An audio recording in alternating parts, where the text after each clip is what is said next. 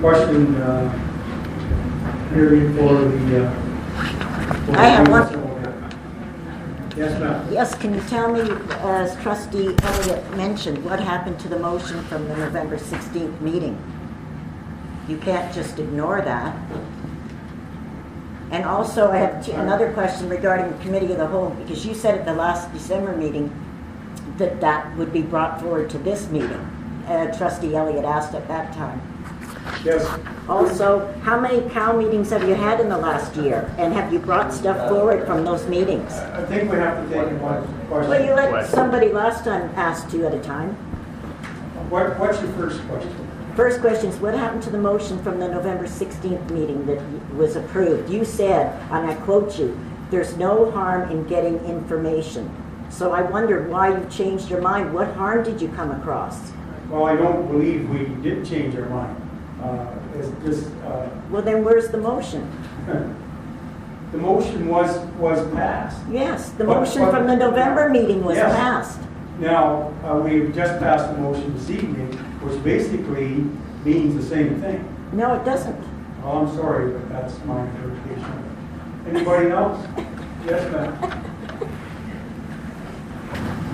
So my concern about the district is exactly a range of things that you've spoken about in this meeting. And that is what's in front of us are a whole series of what could be very expensive and very complex processes. And my concern is that as hard as everybody is working, we don't have the capacity to handle what's coming at us. We don't have the financial capacity, we don't have the staff capacity. And I think that there needs to be a very, very hard look at that. That's what part of the impetus is, to be looking at whether we need to be a different kind of structure. And I really, really seriously would want this, like I don't want to find us 2 years down the road looking at another big infrastructure project and realize that we don't have the capacity to raise the funds for it. And that we're looking at another 3-year process of figuring out how to change our structure.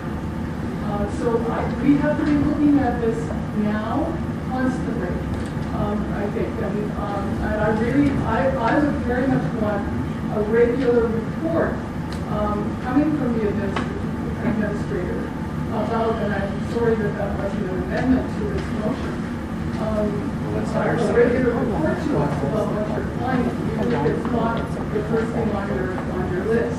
I really don't want it to fall off the agenda, because I don't want us to be in a position, 2 or 3 years from now, where we do not have the capacity. We don't have the capacity really to handle what's in front of us right now. Do you want to? Okay, thank you very much for your comment. Yes, ma'am, question? Add on to that, I have page 25 and 26 of Mr. Madison's report in front of me. And I'm very confused. I couldn't quite follow the motion with all due respect. But does the motion passed tonight comply with the recommendations of Mr. Madison's report? Oh, what specifically is the recommendation? The recommendations.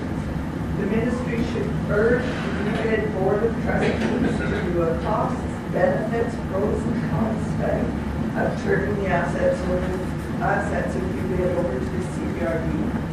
Ministry should continue to encourage and facilitate a close working relationship between UBID and the CBRD with the long-term goal of turning over their assets to the CBRD.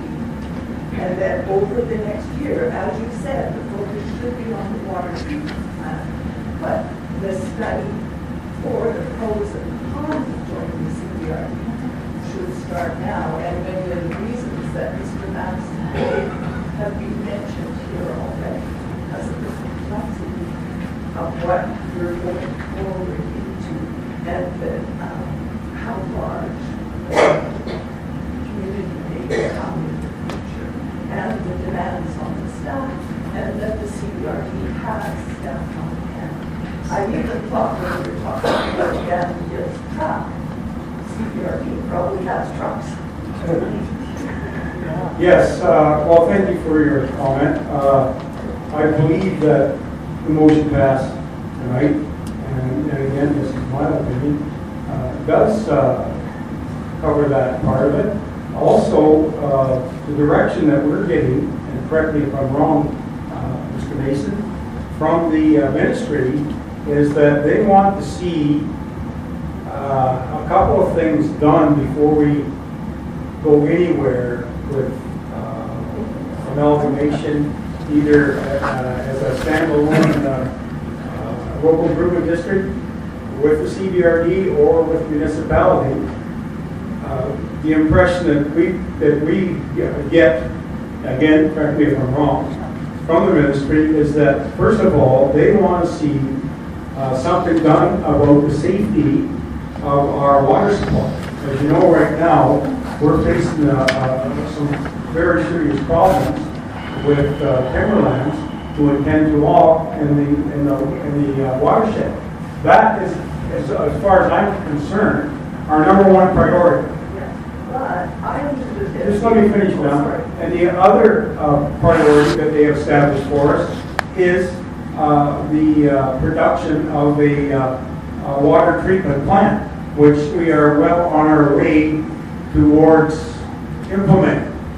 How long these projects will take, I can't tell you, but until such a time as we've got those two matters in place, and the other one that looms in the offing is that within 2 years we have to acquire the land from KEP for the firewall. This has been part of the contract, but that's been put on a back burner right now due to some development issues. It will happen. It's just that we can't take on two major projects at the same time. So hopefully that answers some of your questions. But I may have misunderstood again, but I thought that the study was at no cost to UBID, and that it was not to be done by UBID staff. I talked to the ministry yesterday. I was in a meeting with them yesterday, and they have met with the CBRD as well. And the direction I received from the ministry is that UBID's first priority right now is to build a water treatment plant. Yes. Okay? And I'm also meeting next week with the CBRD to investigate what's included in this study. Also, I was at the same meeting that Jim was at with the CBRD, and there was, all that they said was that they would need a letter from us to be able to start the process. There was nothing about funding, there was none of that part of it. So that's why I'm meeting with the CBRD next week, to be able to figure out exactly what's involved in this. And then I promised that I would bring it back to the next board meeting and I would report what comes out of these meetings.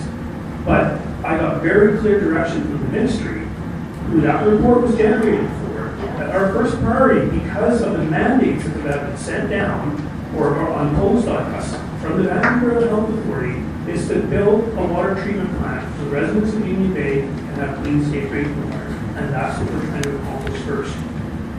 I agree with all the points that are in there, and I agree that we have to move forward with this as well. But we have to walk before we run here. Are you still hoping to finish the water treatment plant by August, or is that like really full on to the next 6 months? We are very active in the And whole. you're going to be moving right on.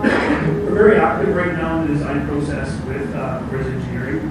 Whether it's going to be finished by August would be, it's going to be touch and go. There's a lot to be done between now and then. And but the nice thing is there's a very similar plant being built right now in Sayward, which is a little bit bigger than our plant. And it's a little bit bigger than our plant. It is a 20 meter per second plant, so we'll be able to, and their tender ends at the end of this month. So we're going to be able to have very accurate costs with probably, very close to what it's going to cost us. So that'll really help us regarding moving forward with the costing part of it and establishing a financial plan for the plant. But I agree, we have to move forward with the CBRD study. We have to move forward with looking at it from a municipal perspective as well. And that's why I've set up a meeting next week with the CBRD to move forward with that. I've been talking to the ministry. The ministry had been set very clear direction with me, with what they want me to make my priorities. And that's the direction that I'm going to take right now. But I'm all for this. But we just have to do it in a way that makes sense for all the residents of Union Bay. And some of the residents of Union Bay think it's a good idea to move to municipality as well. So we have to look at every alternative. So, and we want to do it right. You know, we want to make sure that we do it right. And I'll be completely honest with you guys. Next week, if I go meet with the CBRD and they tell me that this is not going to take any amount of my time, I'll be all over it. Why not? But I want to hear it from them. I want to hear it from them. I want to be able to hear from them that that's what it's going to be. Because, like Rick, I've been involved in these type of studies before. And they say, oh, it's just do it off the side of your desk. It's just going to be a little bit of work. But right now, with building this water treatment plant, that's got to be right front and center on my desk. Also, running this district efficiently is going to be front and center on my desk. But then on the other hand, we also have a billing system that's failing almost every day because the software has been discontinued. So we have to be able to collect our revenue to be able to operate this business as well. So there's lots going on right now. And I really agree with the one lady sitting right beside you that talked about, you know, our resources here being stretched. And, you know, and maybe down, you know, maybe in the next couple of months, so I can get my head above water here, we'll have to look at some other alternative plans to put some strategic plans in place to say, hey, maybe we need some help in some of these areas. Maybe we hire a consultant to do the billing system. You know, maybe we get some more support with regards to the water treatment plant, right? So there's lots we can do. But we have, like I said earlier, we have to walk before we run. I'm going to meet with the regional district next week. I have another meeting with the ministry tomorrow afternoon, and we'll just be as proactive as possible. So.